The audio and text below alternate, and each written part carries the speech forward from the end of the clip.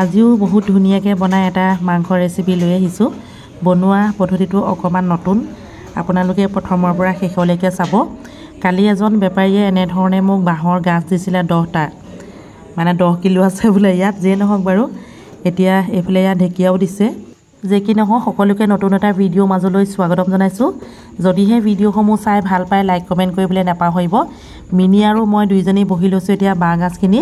যিখিনি একেবাৰে কোমলীয়া অংশ সেইখিনি মই মানে মাংসৰ লগত বনাম। বাকী অকণমান ধৰক টান টান অংশ এনেধৰণে কাটি থৈ দিছোঁ। এয়া একেবাৰে কোমলীয়া দেই, একেবাৰে আগটো মানে বাঁহৰ গাজৰ যে একেবাৰে আগটো একেবাৰে কোমলীয়া। যে কি নহওক, অকণমান যিখিনি অকণমান টান সেইখিনি কাটি বৈয়ামত ভৰাই থৈ দিম। অলপমান মিনাৰেল ৱাটাৰ যদি যোগ কৰি পেলাই থৈ দিয়া যায়, তেতিয়াহ'লে বহু দিনলৈ সংৰক্ষণ হৈ থাকিব, বগা বগা হৈ থাকিব, খাবলৈও ভাল লাগিব। নহৰু আদা ৰেডি কৰি আছোঁ। তো 1 2 3 কৈছে, মই নহৰু আদা ৰেডি কৰি আছোঁ।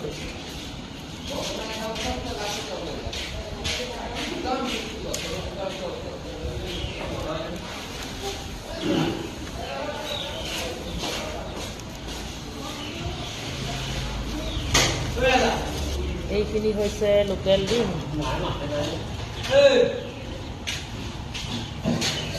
বইল কৰি চাহৰ লগত খাম।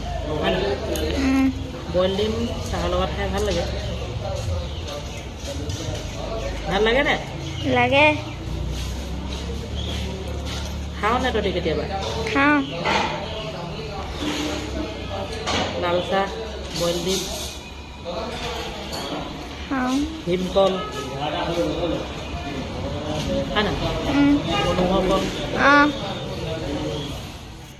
কোমল কোমল অংশ সেয়া কুকাৰত বইল কৰি আছোঁ। নহৰু পিঁয়াজ গোটাই লৈছোঁ।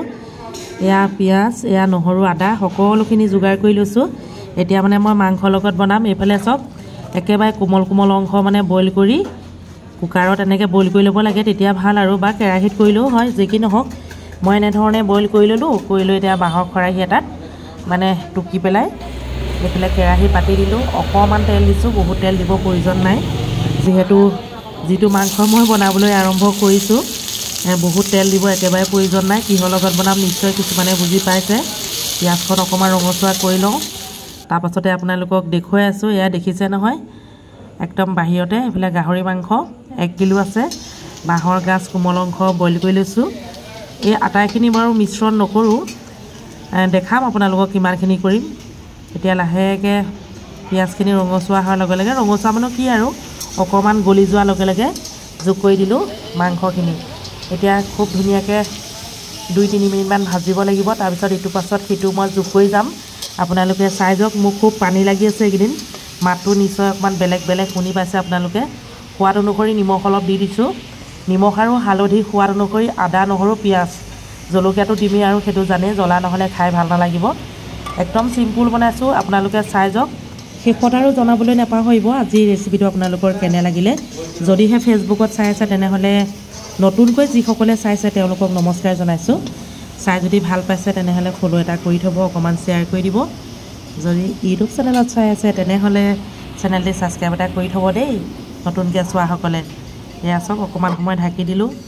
এইফালে পিঁয়াজ, নৰসিংহ পাত, বইল বাঁহৰ গাজ সকলোখিনি যোগাৰ কৰি লৈছোঁ। এতিয়া মানে আৰু অকণমান সময় ভাজিব লাগিব। কোনটো সময়ত কি দিম আপোনালোকক সকলোখিনি মই দেখুৱাই যাম। এয়া আদা আৰু নহৰু। আদা নহৰুটো তেলত দিলে কিন্তু তিতা তিতা লাগে দেই, বিশেষকৈ আদা, নহৰু নহয় বাৰু। আদা যদি তেলত দি দিয়ে নহয়, তিতা তিতা এটা ভাৱ আহে। মই প্ৰায়ভাগ তেলত নিদিওঁৱেই, কিছু লোকে দিয়ে বাৰু।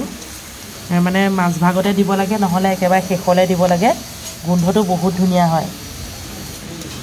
আৰু যিখিনি বাঁহৰ গাজ যে মই আপোনালোকক বৈয়ামত থৈ পেলাই দেখুৱাইছোঁ, সেইখিনি মিনাৰেল ৱাটাৰ 2 লিটাৰমান মানে মিশ্ৰণ কৰি তেনেধৰণে বছৰ বছৰ বগা হৈ থাকিব। লগতে তাৰ পৰা উলিয়াই এনেধৰণে গাহৰিৰ লগত খাবলৈ বহুতেই ভাল লাগিব। অকল গাহৰি বুলি নহয়, মুৰ্গী মাংসৰ লগতো দিব পাৰে, ব্ৰইলাৰ লগতো দিব পাৰে। এতিয়া মই বইল কৰি লোৱা বাঁহৰ গাজ মানে নিমখ আৰু হালধি দি বইল কৰিছিলোঁ, অলপ যোগ কৰি দিছোঁ দেই। তেল নিচেই কম দিছোঁ, দেখিছেই। গাহৰি মাংসত ইমান তেল দিব প্ৰয়োজন নাই। লগে লগে ফালি লোৱা জলকীয়া অলপ যোগ কৰি দিছোঁ, কেঁচা কেঁচা জাতি জলকীয়া। চাই যাওক দেই আপোনালোকে।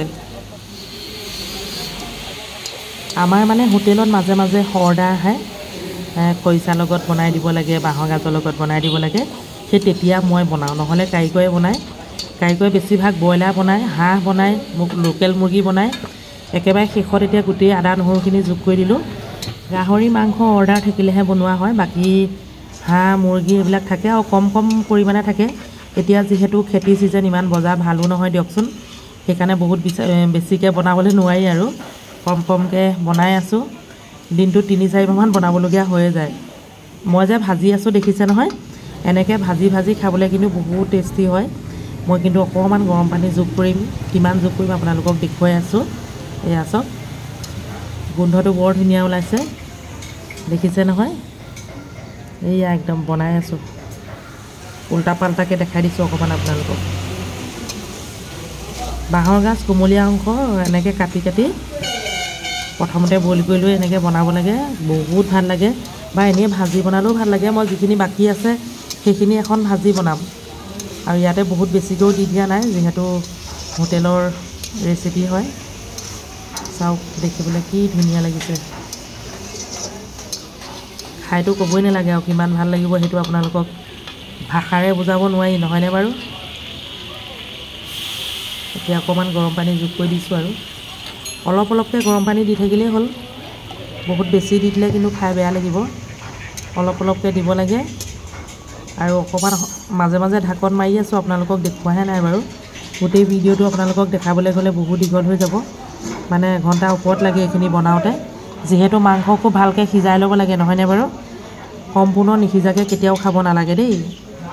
45 মিনিট বা ধৰক এঘণ্টা সুন্দৰকৈ সিজাই ল'ব লাগে। অকণমান সময় ঢাকি দিলোঁ। এইফালে ইতিমধ্যে মাংস হৈ গ'ল। অকণমান আপোনালোকক দেখুৱাইছোঁ, ৰংটো কেনেকুৱা লাগিছে জনাব।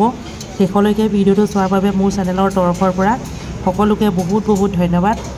আজিলৈ আহিছোঁ, আকৌ লগ পাম, বাই বাই।